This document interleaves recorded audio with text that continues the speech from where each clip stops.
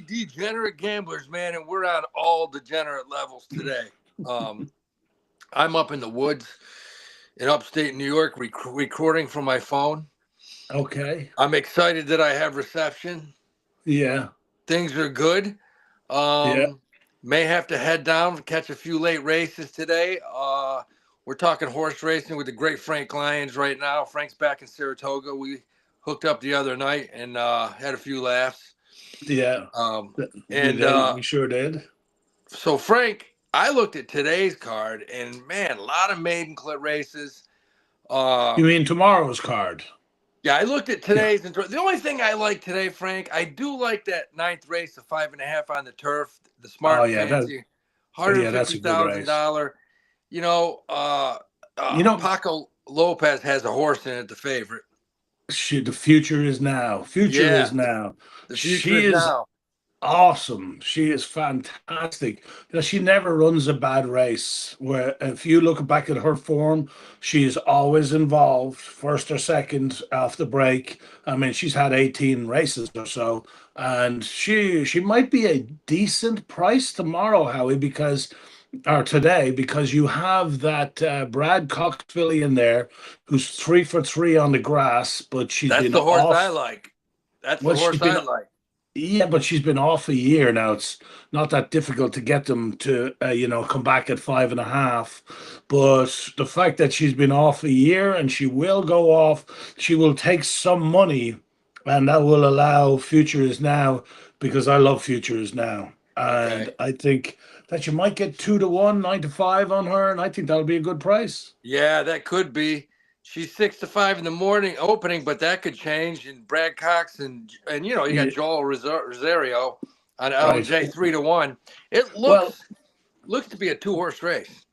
I don't know about that. Anytime you got 5.5 on the grass, there was in the Caress last time out, there was only a half a length between the first 5 finishers. And Twirling Queen is in there again today.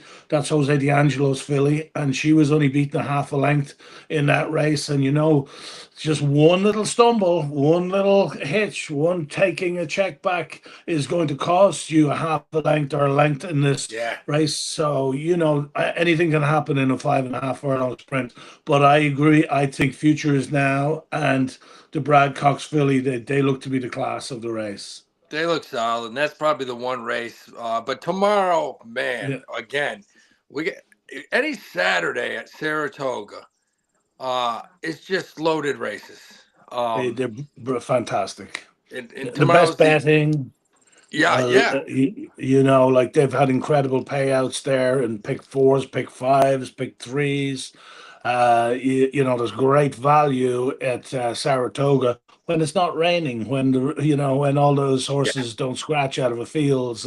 But we haven't been that unlucky. It's a beautiful day today, and it's been fantastic weather up till now. I mean, we've had a few days of rain, a few scratches, but not like the last couple of years. It hasn't been nearly as wet as the last couple of years, I don't believe. No, no, the last 2 weeks been beautiful here. Beautiful. And the thing about Saratoga, and you know more about this than me, is everything I'm reading says that Del Mar and Saratoga are the only two tracks right now that are kind of fighting back against these CAW groups, which are lowering prices on some of the Yeah. payouts. Yeah, well, I don't know about all of that, and there's so much bureaucratic bullshit that goes into this game. Yeah. And, in every business you got to fight to survive, and it's no different in this business. Yeah, but you do have a lot of these. It looks like you have a lot of these computer assisted groups going in, and a lot of people say they're manipulating lines, and Yeah, you got an 8 to 1 shot and a 5 to 1 shot that should pay a $50 exact or 60, and is paying a 24. Um, sure. Like you we you had a know, horse with, I had a horse with Sammy last week, right? Goes in the gate at 8 to 1, pops the gate is 3 to 1. I mean that's crazy. Yeah, I mean, like, and I'm serious. He was 8 to 1 going into the gate, and he was 3 to 1 when they popped. It's like And Sammy. Did you you say know, something? Did you say something about this horse, yeah, Sammy? Like on the phone when you're yeah. getting in the gate? Like it was you know, very rarely do you see that. That's Yeah, takes a significant amount of money on at Ellis Park, you know. So yeah. it wasn't up here, but it was a I little mean, strange. we used to see it. When you're waiting in line and you're looking at 2 minutes to post, 1 minute to post, zero to post. That's usually where the owners, the backstretch guys, they go up and they empty their pockets if they like their horse. Um, Yeah, but not when you're getting in the gate. and you know, like maybe they should you know, I think they do cut off the wagering like on the computer wagering on with a minute to post Yeah, or so, but yeah, they're definitely, because we've been talking about this for 30 years, Howie, not me and sure. you, but we've been Yeah, talking about this the whole time. And because big betters, they want to wait till the last second, because if you put 40 grand on a horse, you're going to make him 1 to 5, and everyone's going to be wondering, why is he 1 to 5? yeah, So you keep him at as high odds as you can till they get in the gate, and then you go 40 grand on this horse, and then it doesn't affect the odds as much as if you bet early. So right. maybe there's somewhat that going on, but yeah, it certainly needs to be looked into, and it is being But looked into. I think with all these tracks doing, it seems like Saratoga still has the best payouts. I mean, you have Well, great yeah. payouts at Saratoga. You, Well, once you get full fields, you will have decent payouts, because the thing about U.S. racing right now is that there's a starvation of horse. There's a small pool to pick from, because the foal crop is down around 18,000 now, or 17,000, where it used to be at 40,000 or so when Secretariat was running, and these horses now. The thing about that is that there is as you pointed out to me, there is a new wave of fans in horse racing. Jason Wirt, who I just met this morning, the baseball player, He was at and the other night when I went out with those guys for dinner. He walked by. That guy's a monster. yeah, he is a monster, and he's a monster for horse racing too, because Yeah, he loves the game, you know. yeah, And that kid that owns part of Sandman, and like, they're creating this buzz around horse racing yeah, again. And there's a lot of celebrities coming into the game, a lot of athletes who are celebrities, and a lot of actors that are celebrities, and because horse racing is the number one game. They just don't. They've been away from that. They haven't recognized it. But when you get into horse racing, you get into a sport that has every emotion attached. It's just incredible. The results. The as I told you the other night, it keeps families together. You can get granddad, the degenerate gambler, and the little granddaughter who's in love with the horses. yeah. You got And them both. yeah, you got them both, and but yeah, so it's a No, it's tremendous. yeah. It's a sport of kings, man. It's the It sport definitely of is, kings. and I think it is. And it could be because betting is more popular and it's starting to become legalized everywhere. But it's Yeah, popular, man. I think in yeah, the oh last yeah, 2 or 3 years, I told you, I think we're seeing a little bit of a resurgence. yeah. You Um, are absolutely. You see a resurgence. yeah, I mean, you're seeing it. You're seeing it in a lot of these big races, which brings us to tomorrow. And we start off tomorrow at Saratoga with the second race. And I already Yeah. know where you're going here. I know where you're I going here. Now you don't know the way I handicap. You I don't know know the where you're way I going here. handicap. Okay, so where So we're gonna go? we're Because I looking at have a this good race. opinion of this race.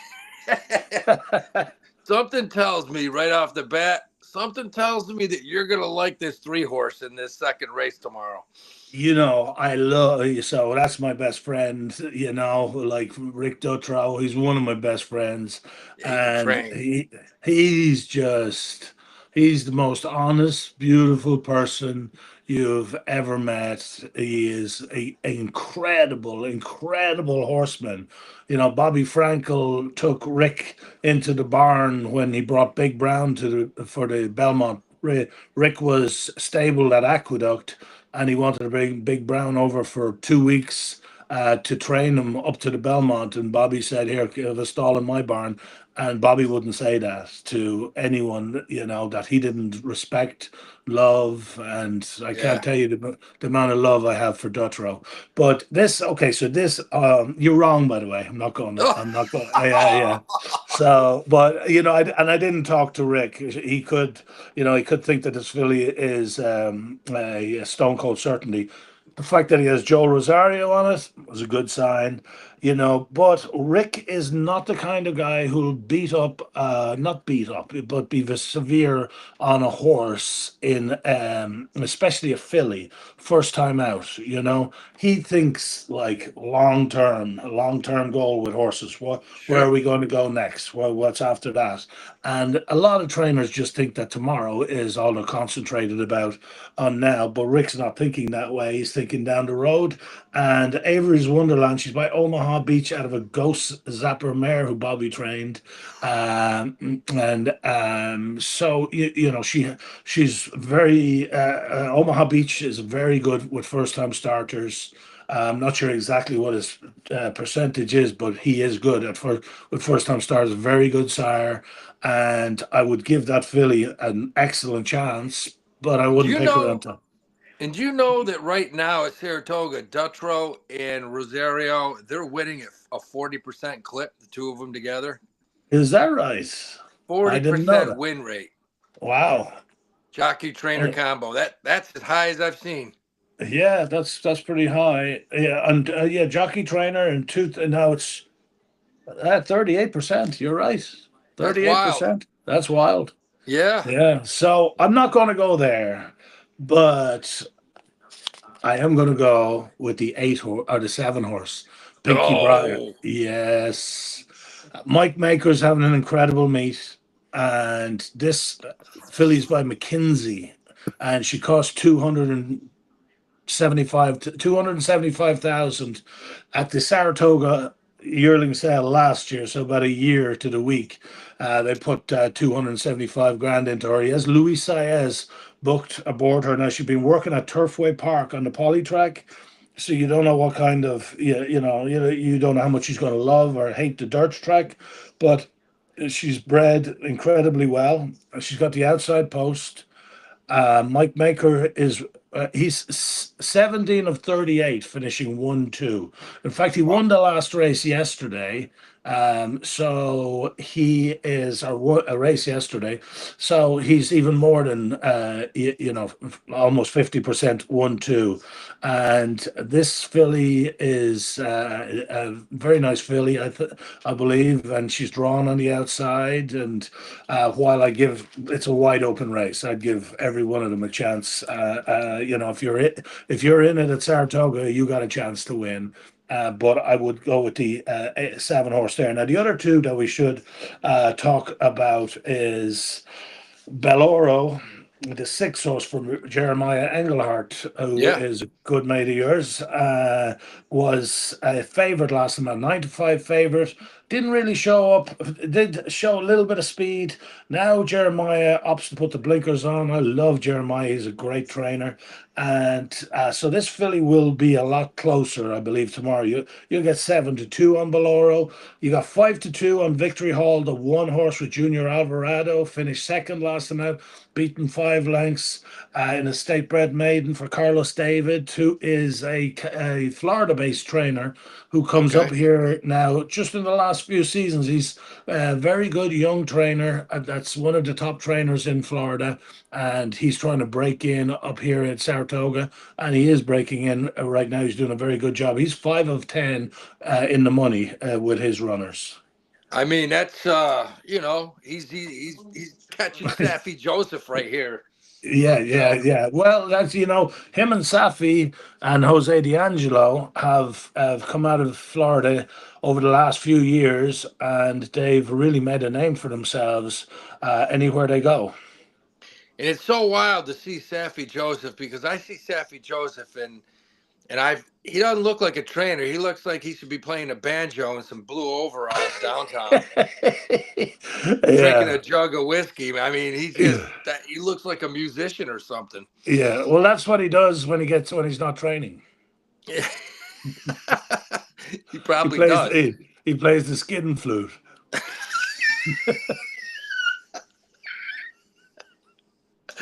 Yeah. So Yeah. that's it for race two. Yeah. Race two, you like the 7, the first time starter. Yeah. And you're going to get a fair price on that one, 9-2. I guarantee you that horse will not be bet down, unless the word is out on the horse. That horse should be about at least 7-2, which is decent Yeah, price, 3.5-1. Bank won't give you yeah. that. I mean, that's a good race to start the day tomorrow. And tomorrow's just a stacked day, 12 races. We go to race 4 now. This is another maiden special weight and these are Yeah. beasts. This is $100,000 maiden special weight, 6 furlongs on the dirt. Yeah. It's gonna be interesting to see who you like in this because man, this is another one. You got first Well, time starters. You got some good horses in this you race. got some good horses here. And the 6 Tennessee Belle, who's 7-5 on the morning line. She ran 6 furlongs in 111 and they won the race in 111-1. So she went like almost 112 in that race. But that was a very good race because Tommy Joe, the winner of that race, is a spendthrift filly trained by Todd Pletcher, and she was incredibly impressive that day. So to run second to her, and she was 3.5 lengths ahead of the third place finisher, and there was 9 horses in there. So she ran a very good race, is drawn well again. And interesting enough about this Tennessee Belle is that her dam, Bella Galatni, she ran for 12.5, non-winners of 2. Okay, you could have had her for 12.5. You could have, when she broke her maiden, you could have claimed her for 30 because she broke her maiden for maiden 30, and then after that ran for 12.5, non-winners of 2, and ended up winning the Delaware Handicap Group 1, Grade 1, and the Beldame Handicap Grade 1. So that's a late maturing horse. The horse just That's got better. That's a horse that just got better. Yeah, And I mean, with horses, you can't like choose a time for them to be good. It's when they get good, you got to press on them a little bit. And with fillies, especially, you can't hurt their feelings too much. It's like having a girl you're going out with and not showing up 2 times in a row to bring her out.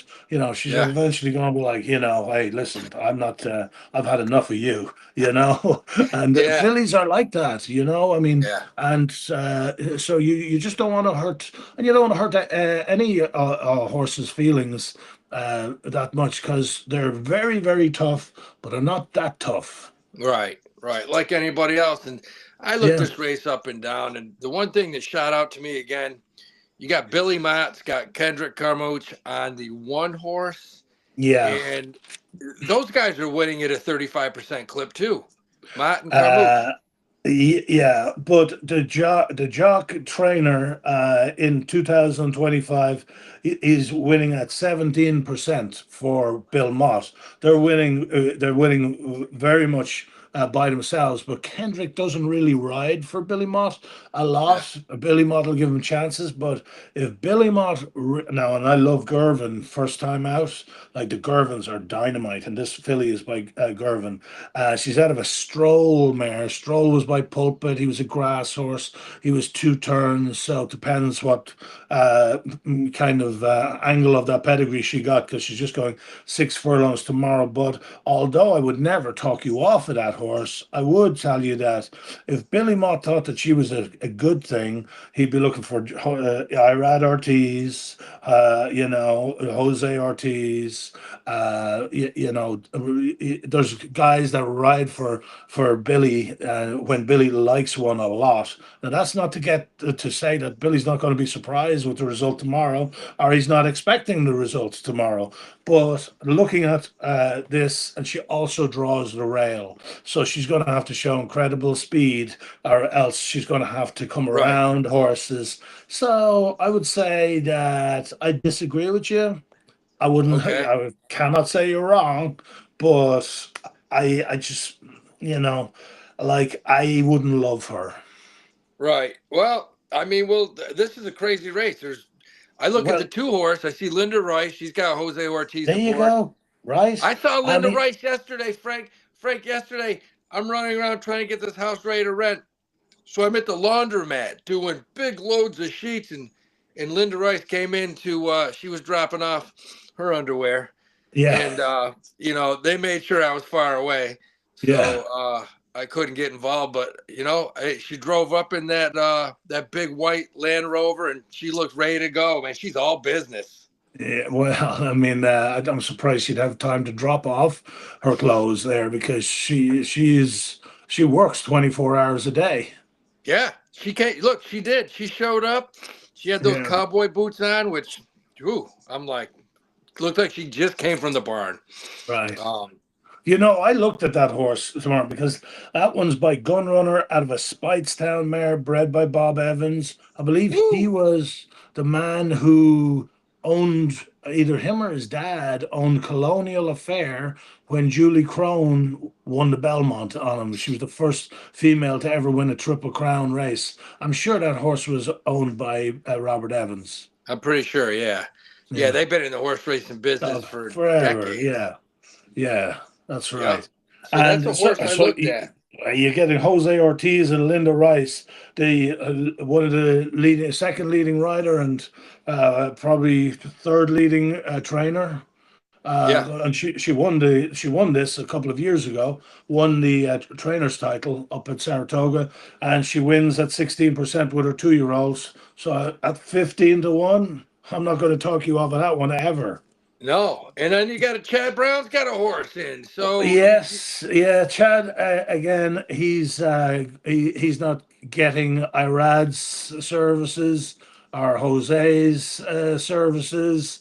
Now he is riding Dylan quite a bit, and Dylan is an excellent rider. And this one's by Practical Joke. I have a Super Saver mare. Practical Joke. Those 2 year olds are ready first time out.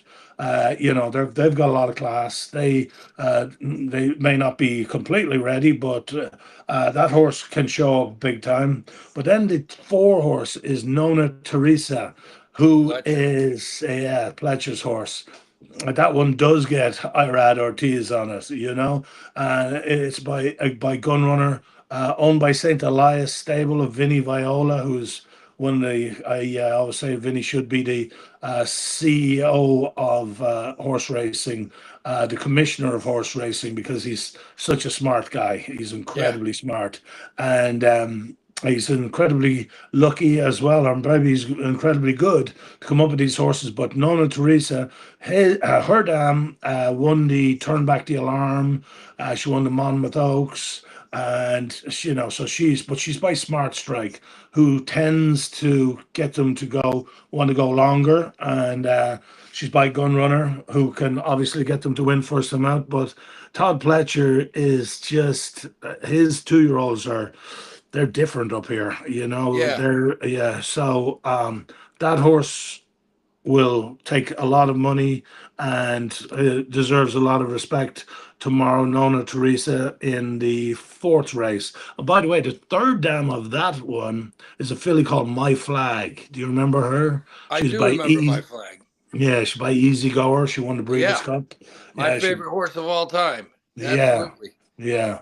So I'll go with the four in there tomorrow, with respect to the six because of her pedigree and because of the way she run. And yeah, I'll go 4-6. All right. Okay. So The that brings us to the seventh. seventh. I got That some brings information for you here. Yeah, that brings us to the seventh race, and this is another maiden 6.5 on the dirt. It I'm looking, and this is another one wide open, Frank. well, so according to one barn, it's not wide open. Oh, who you got, Frank? Who you Yes, got? yes, yes, yes. The 4 horse Hero Declared is supposed to be an absolute monster. Oh wow, okay, that's Uh, Icon Racing. yeah, so you see Jose Ortiz rides Yes. that horse. He has you see him closely associated to every barn in that, every barn that sends out runners in there. But Jose said that this horse is now Secretariat got beat first time out. American Pharaoh got beat first time out. That's right. Arrowgate got beat first time out. So you know like Saratoga, I'm sure a lot of trainers think that they've got you know, because this is the best 2-year-old race that's run tomorrow.